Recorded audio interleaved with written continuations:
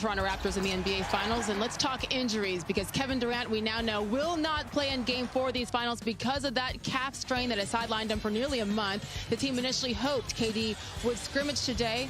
The training staff held him out. Klay Thompson as well.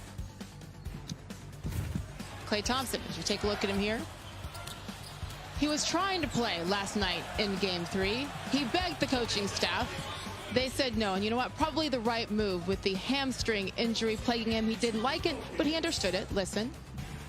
Well, I get where Steve and the staff are coming from. The risk was too great, and being down 2-1 is not the end of the world. It's been in this position before, so we can rely on our experience. My body feels really good, and just that extra night of rest really helped. Just to see Steph go out there and put on a show, I'm very used to it. Very weird not being out there joining him, and it's a crappy part of sports, but I think it'll make me better, and I just can't wait to get out here tomorrow. SportsCenter on the Road is presented by Rocket Mortgage by Quicken Loans as we welcome you back live to beautiful, sunny Oakland, California. Take a look at the bridge. It's the day after for the Golden State Warriors and their fans, but gosh, there's been so many things non-basketball related to talk about. Let's focus on that right now, Brian, and in particular, Kevin Durant. He'll be missing his 9th straight game with that calf strain, and it seemed like tomorrow night's Game 4 was the one they were shooting for. That's out. I'm going to be honest with you, Sage. The Warriors are in some trouble here. Okay, because they thought that they were going to get Durant back. They said yesterday he was going to scrimmage today. We got to today and he wasn't ready to scrimmage. So I know that some people out there believe that there's some sort of strategy that the Warriors are saying we're going to hold him out and bring him in at a certain time. He's truly day to day. They really don't know what's going on. They're really hoping that he can do something tomorrow so they can possibly get him back for Game 5. They don't know. It's very concerning. It's really concerning for them. They're down 2-1. Yeah. They lose another game, they will have to win out to 2 games on the road. Sure. Okay, Klay's coming back. That's going to be good, but we don't know how Klay's going to react. I would expect the Raptors to run him like crazy in the first quarter tomorrow night to see how healthy he can be. I'm not sure you're going to get anything near 100% Klay Thompson. And the Warriors are so concerned about where their defense was after giving up 124 points last night. The Kevon Looney is considering taking a needle to numb up his injury so that he can play something that was already announced as keeping him out for the season. These are desperate times, which is something that we've never seen this Warriors team I know. I mean, they're so good, and when they're healthy, they're awesome. And like Draymond said last night, yeah, they can win the next 3 games, but they are seriously on the edge here. No margin for error. Zero. None. And oh, by the way, Stephen Curry having a career playoff night with 47 points and 31 shots. There's not much more anybody else can do.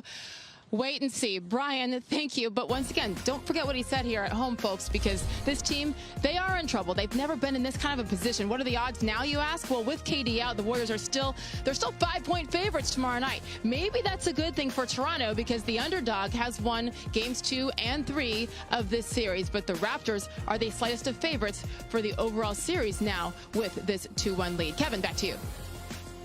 Sage, thank you. Let's go to the ice. The Bruins this morning tweeted out video of Zdeno Chara on the... Breaking news, Kevin. Yeah, from breaking news to a developing story, Sage, the NBA Finals off day featuring a trade that could play a big role this summer. Adrian Wojnarowski is reporting that the Nets are trading Alan Crabb, their 17th pick in the 2019 NBA draft, and a protected first in 2020 to the Hawks for Taurean Prince and a 2021 second-round pick.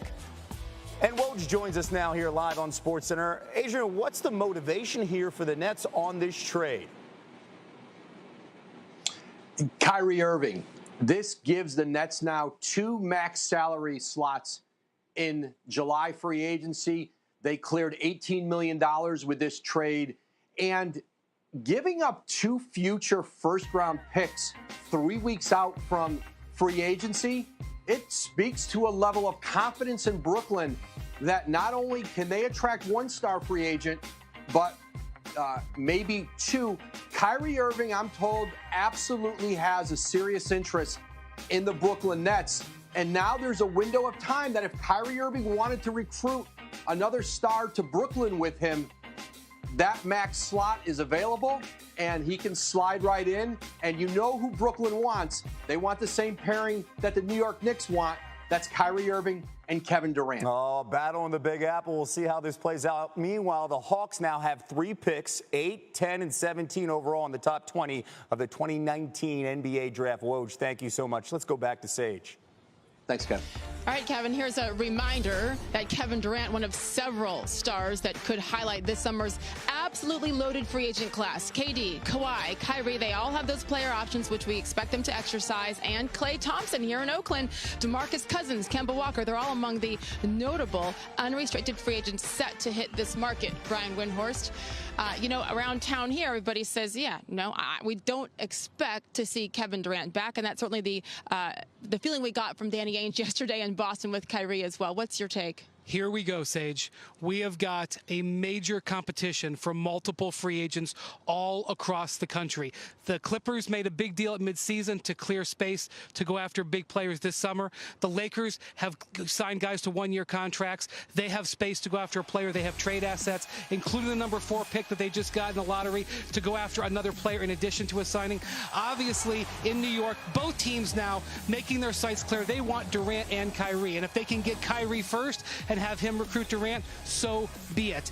This move today, it was a major move from the Nets because they gave up 2 first-round picks, Sage. You do not give up 2 first-round picks in any situation unless you have a pretty good idea of what your scenario is going to be. The Nets acting not only with confidence, but with authority and saying, we're going to take on the Knicks and we're going to go after these guys. The thing